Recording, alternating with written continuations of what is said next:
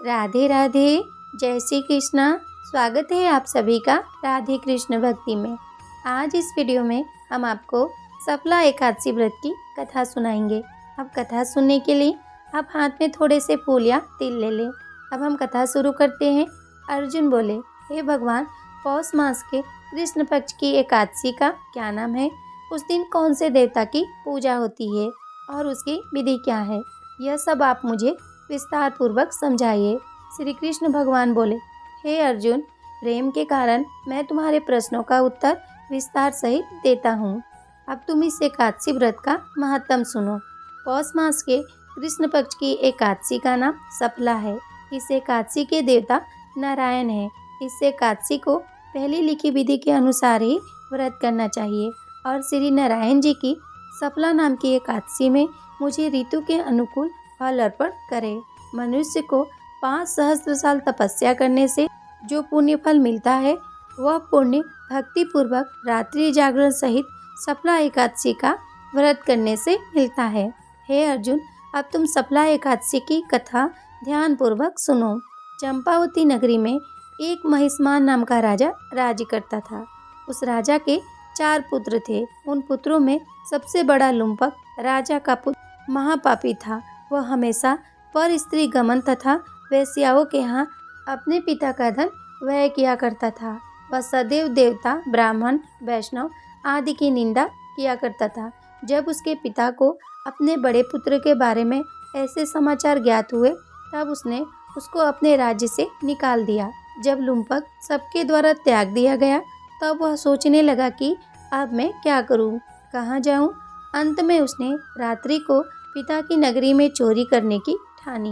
वह दिन में रहने लगा और रात को अपने पिता की नगरी में जाकर चोरी तथा अन्य बुरे कर्म करने लगा। रात्रि में वह जाकर नगर के निवासियों को मारता तथा कष्ट देता। कुछ दिनों में संपूर्ण नगरी को समाप्त कर दिया। प्रातः उसे पहरेदार पकड़ने पर भी राजा के भय से छोड़ देते थे। जिस वन में वह रहता था, वह वन भगवान को बहुत प्रिय था। उस वन में एक बहुत पुराना पीपल का वृक्ष था तथा उस वन को सब लोग देवताओं का कीड़ा स्थल मानते थे। इस जंगल में पीपल वृक्ष के नीचे महापापी लुम्पक रहता था। कुछ दिनों के बाद पौष मास के कृष्ण पक्ष की 10वीं के दिन वह वस्त्रहीन होने के कारण शीत के मारे मूर्छित हो गया। शीत के कारण वह रात्रि को सो न सका और उसके हाथ पैर जकड़ गए। उस दिन वह रात्रि बड़ी कठिनता से बीती, परंतु सूर्य नारायण के उदय होने पर भी उसकी मूर्छा न गई। सफला एकादशी के मध्याह्न तक वह दुराचारी मूर्छित ही पड़ा रहा। जब सूर्य की गर्मी से उसे कुछ गर्मी मिली, तब उसे होश आया और अपने स्थान से उठकर गिरते पड़ते वन में भोजन की खोज में चल पड़ा। उस दिन वह जीवों को मारने में असमर्थ था, इसलिए जमीन पर गिरे हुए फलों को लेकर पीपल वृक्ष के नीचे आया। तब तक सूर्य भगवान भी अस्त हो गए। उसने उन फलों को पीपल की जड़ के पास रख दिया और कहने लगा, हे भगवान, इन फलों से आप ही तृप्त हुए। ऐसा कहकर वह रोने लगा और रात्रि को उसे नींद न आई।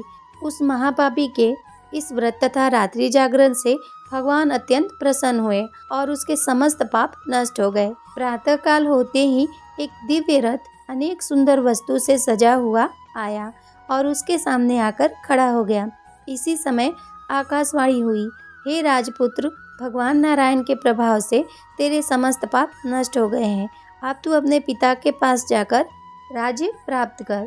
लुम्पक ने जब ऐसी आकाशवाणी सुनी तो वह अत्यंत प्रसन्न हुआ और कहा, हे भगवान, आपकी जय हो। ऐसा कहता हुआ सुंदर वस्त्रों को धारण करने लगा और अपने पिता के पास गया।